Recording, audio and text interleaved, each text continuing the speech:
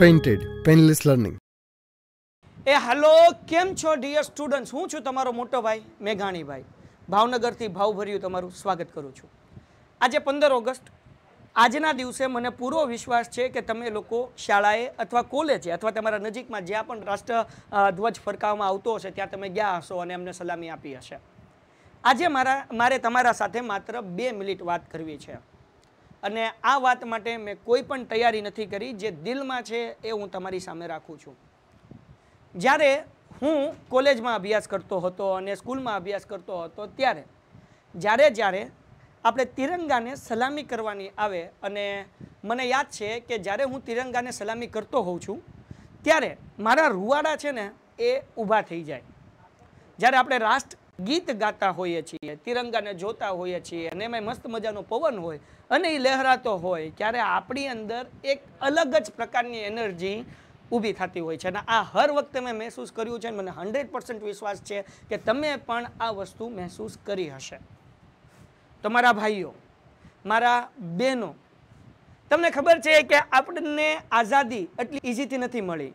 આઝાદી કરવા માટે તમે લોકો સમાજની અંદર ભણો છો કે ભાઈ 1853થી હાલતું આવ્યું અને એ જઈને આપણને મળ્યું 1947ની અંદર. એટલે ઓલમોસ્ટ 100 વર્ષ કરતાં તમે સમજો 2-5 વર્ષ ઓછા. અને એ પહેલાં પણ કેટલાક લોકોએ મહેનત કરી હશે. તો જે આઝાદી આજે તમે, હું અને તમે, આપણે બંને જે આઝાદીમાં આપણે શ્વાસ લઈ રહ્યા છીએ એ આઝાદી મળતા ઓલમોસ્ટ 100 વર્ષ થયા છે. એક આખી સદી વહી ગઈ છે. ક્યારે આઝાદી મળી છે? આપણા વડવાઓએ, તમારા વડવાઓએ, મારા વડવાઓએ કદાચ લાઠી પણ ખાધી હશે અંગ્રેજોની, ગોળીઓ પણ છાતીઓ ઉપર ઝીલી હશે, જેલ પણ ગયા હશે અને એમણે કેટલાક કષ્ટ પણ સહન કર્યા હશે. આજે જ્યારે તમે ને હું આટલી સરસ મજાની જિંદગી જીવી રહ્યા છીએ, જ્યાં આપણા હાથમાં મોબાઈલ છે, સરસ મજાનું ઇન્ટરનેટ છે, તો તમારે એક સવાલ તમારે તમારી જાતને પૂછવાનો છે કે ભાઈ આ જ મોબાઈલ ને આ જ ઇન્ટરનેટ અગર એ લોકોના હાથમાં હોત તો શું જેવી રીતે આપણે દુરુપયોગ કરીએ છીએ શું એ પણ એ જ રીતેનો દુરુપયોગ કરતા હોત? આ છે ને મોબાઈલ, એ આમ સમજો ને તો વરદાન પણ છે ને શ્રાપ પણ છે. આ મોબાઈલ વરદાન પણ છે અને શ્રાપ પણ છે. અગર જો તમે આનો સદુપયોગ કરો ને તો આ વરદાન છે, પણ આનો દુરુપયોગ કરો ને તો આ શ્રાપ છે. આપણી જિંદગી છે ને આ વીખી નાખે છે. તમે ક્યારેય પણ મોબાઈલ અનલોક ખોલો અને અનકોન્શિયસલી તમે ઇન્સ્ટાગ્રામ ઓપન કરી લીધું, તમારે કંઈ પણ હતું અને ઇન્સ્ટાગ્રામ જો ઓપન થઈ ગયું ને તમારી આંગળી એના ઉપર અડી ગઈ તો સમજવાનું કે તમે આના ગુલામ થઈ ગયા છો. અને જો આવું થતું હોય તો તમારે તમારી જાત ઉપર કંટ્રોલ લાવવો જરૂરી છે, ને કે તમારી જિંદગી જે છે ને એ બરબાદ થઈ જશે. આપણો દેશ આજે આઝાદ થયો છે. આપણે ચાઇનાની તરક્કી જોઈએ, આપણને અને ચાઇનાને એક સમયે આપણી બેની જીડીપી સરખી હતી. આપણે ચાઇના હારોહાર હતા. પણ ચાઇના જે છે આજે બહુ આગળ નીકળી ગયું છે અને એ સુપર પાવર બની ગયું છે, બનવા જઈ રહ્યું છે ને બની ગયું છે. અમેરિકાની આંખમાં આંખ મેળવીને વાત કરી શકે છે ચાઇના. જો ચાઇના અમેરિકાની અંદર માલ મોકલવાનું બંધ કરી દે ને તો અમેરિકાને ભી પડી જાય ને એની ઇકોનોમી આખી પડી જાય. કારણ કે આપણા ઘરમાં, તમે ઇન્ડિયામાં રહેતા હોય કે દુનિયાના કોઈ પણ દેશની અંદર રહેતા હોય દીકરાઓ, ઇલેક્ટ્રિક વસ્તુ જ્યાં છે ને ત્યાં ચાઇના છે. આપણા ઘરની અંદર 70% વસ્તુ એવી છે કે જે ચાઇનાની બનેલી છે, ડાયરેક્ટલી અથવા ઇનડાયરેક્ટલી. આ મેડ ઇન ઇન્ડિયા બોર્ડ હોય પણ આની અંદર પાર્ટ હોય ને એ ચાઇનાના હોય. તો ચાઇના આટલું તરક્કી કર્યું છે એનું કારણ માત્ર એટલું છે કે ત્યાંના જે લોકો સ્ટુડન્ટ છે ને એ સ્કિલ સ્ટુડન્ટ છે. જ્યારે એ સ્ટુડન્ટ્સ લાઈફની અંદર હોય છે ને ત્યારે એ લોકો ઘણી બધી અલગ અલગ વસ્તુઓ, એક્ટિવિટીઝ કરતા હોય છે અને સાથે સાથે ભણતા હોય છે. અને આપણે લોકો જે છે કે નહીં એ ભણવાનું કામ પણ યોગ્ય અને પ્રમાણિકતાથી નથી કરી શકતા. આ બહુ ખરાબ વાત છે. અગર આપણા દિલની અંદર, તારા દિલની અંદર રાષ્ટ્રપ્રેમ છે તો તારે પ્રમાણિકતાથી ભણવું જોઈએ, અધર વાંચન કરવું જોઈએ અને નવું નવું શીખવું જોઈએ. અને આ વસ્તુ મને પણ લાગુ પડે છે.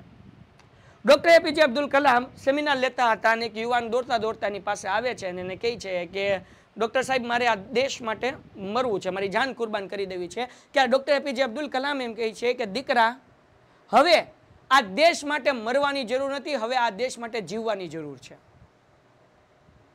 તો તમે અને હું, તું અને હું આ દેશ માટે કેટલું જીવીએ છીએ? શું કરીએ છીએ આપણે? આપણે પડકાર કરવાની જરૂર છે, આપણે લોકોને મહેનત કરવાની જરૂર છે, આપણે લોકોને આપણી જાત સાથે પ્રમાણિકતા કરવાની જરૂર છે, જે આપણે લોકો નથી કરતા. એક છેલ્લી એવી વાત કહું, કદાચ અહીંયા સુધી બહુ ઓછા લોકો વિડીયોઝ જોયો હશે, પણ જે લોકો સાંભળે એના માટે આ બોનસ વસ્તુ છે. હિરોશીમા અને નાગાસાકીની અંદર જ્યારે અણુબોમ્બ વિસ્ફોટ થઈ ગયો, 2 શહેર તબાહ થઈ ગયા, જાપાનની ઇકોનોમી પડી ભાંગી, ત્યારે દેશમાંથી, બધા દેશમાંથી સારા લોકો ભેગા થયા, એમને મીટિંગ કરી અને એમને કીધું કે ભાઈ હવે કેમ જાપાનને આપણે ઉપર લાવશું? તો કે ઓકે, શું કરવું, કેમ કરવું, એનું પ્લાનિંગ બનાવીએ, પણ એ પહેલાં એક પ્રયોગ કરીએ. કે શું પ્રયોગ કરીએ? આ વાત અમારા ગોયલ સાહેબે કીધી હતી અમને, જે હું તમને અત્યારે કહું છું. તો કે એક પ્રયોગ કરીએ. શું?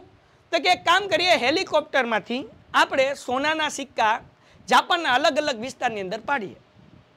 હેલિકોપ્ટર લીધું, જાપાનના અલગ અલગ વિસ્તારમાં 100 સોનાના સિક્કા પાડ્યા અને રેડિયો ઉપર જાહેરાત કરાવી. એ સમયમાં રેડિયો હતો કે ભાઈ દેશના ખજાનામાંથી 100 સોનાના સિક્કા અલગ અલગ જગ્યાએ પડ્યા છે, જેને મળે એને નજીકની સરકારી ઓફિસમાં જમા કરાવી દેવા. આ ઘટના સવારે કરવામાં આવી, જાહેરાત કરવામાં આવી. બિલીવ મી, અમારા સાહેબે અમને કીધેલી વાત કે એ દિવસે સાંજે 7 વાગ્યા સુધીમાં એ 100 સોનાના સિક્કા નજીકની ઓફિસે પહોંચી ગયા. ની ઓફિસથી એને જે સેન્ટર હતું ત્યાં સુધી ન્યૂઝ પહોંચી ગયા અને સાંજ સુધીમાં 100 સોનાના સિક્કા મળી ગયા.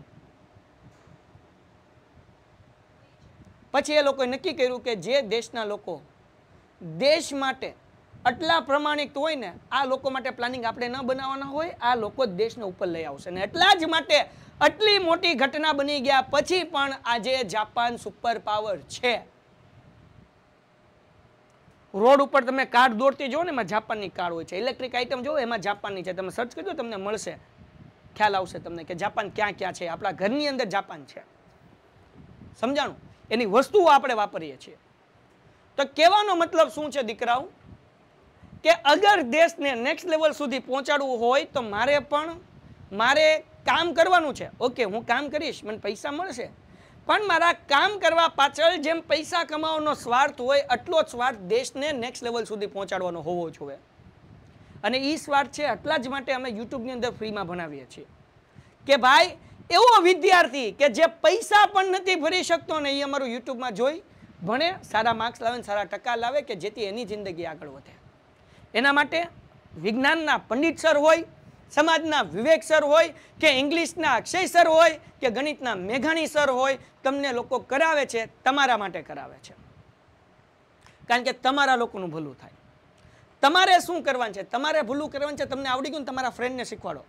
તમને આવડી ગયું ને, એને પૂછ ભાઈ કેમ નથી આવડતું, કે મને કંટાળો આવે છે ને, કયો હું શીખવાડું તને. અધર રીડિંગ કરો, લાઇબ્રેરીમાં જાઓ, સારી પુસ્તકો વાંચો, સારા વિડીયોઝ યુટ્યુબ ઉપર જુઓ, સારી ચેનલ સબસ્ક્રાઇબ કરો, કે જેથી તમે એને સાંભળો તો તમારું માઇન્ડ ડેવલપ થાય. એવું ન જુઓ કે જેમાં ખાલી ડાન્સ આવતા હોય, જોક્સ આવતા હોય, પ્રેન્ક વિડીયોઝ આવતા હોય. ઓકે, ક્યારેક આપણે મજાક કરી શકીએ, આપણે થાકી ગયા હોય તો એમાં કોઈ વાંધો નથી, પણ રોજ એ જ વસ્તુ કરતા હોય તો વાંધો છે. ખ્યાલ આવ્યો કે નહીં?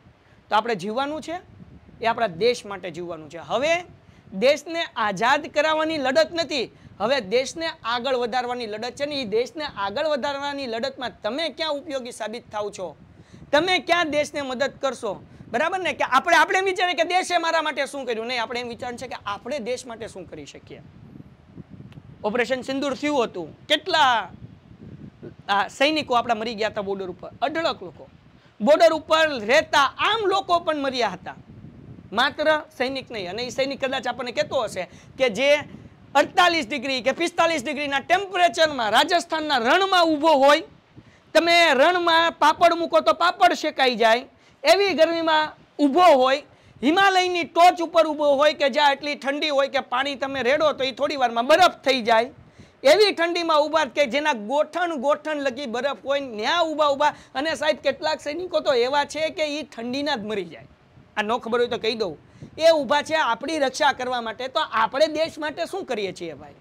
કદાચ એ સૈનિક આપણને કહેતા હશે કે દર્દ પીને બતાવો વતન માટે, તમે કંઈક કરીને બતાવો વતન માટે, વતન માટે મરીને અમે બતાવશું તમે જીવીને બતાવો વતન માટે, આ દેશ માટે હવે આપણે જીવીને દેખાડવાનું છે. તો 15 ઓગસ્ટ છે એટલે ખાલી આપણે સારી વાત કરી લઈએ, પણ આ વિચાર આખું જીવન આપણા દિલમાં રહેવો જોઈએ. અને આ વિચાર મને આપ્યો હતો, આ વાત અમને કરી હતી અમારા સાહેબે ગોયલ સરે. 15 ઓગસ્ટના દિવસેનું લેક્ચર હોય સાહેબ, રૂવાડા ઊભા કરી દે. મને ઉપરવાળો તાકાત આપે કે મારા જીભમાં એ અસર આવે કે જે અમારા ગોયલ સાહેબની જીભમાં અસર હતી, કે જેથી કરીને હું તમારા દિલમાં એ વાત નાખી શકું ને તમારા મગજમાં એ વિચાર નાખી શકું કે જીવન અગર ખાવા પીવા માટે પસાર કરો છો એ તો કૂતરાય જીવે છે, તમે અગર દેશ માટે લોકો માટે ભલું કરતા હોય તો તમે માણા છો. તો હવે આપણે વિચારવાનું કે આપણે જીવન જે છે ને એ માણસ જેવું જીવીએ છીએ કે આપણે આપણું જીવન એક એનિમલ જેવું જીવીએ છીએ. તો આ વાત આપણે શીખવાની છે. આશા રાખું છું કે તમને અગર જો વાત ગમી હોય ને તો કોમેન્ટની અંદર જય હિન્દ લખો.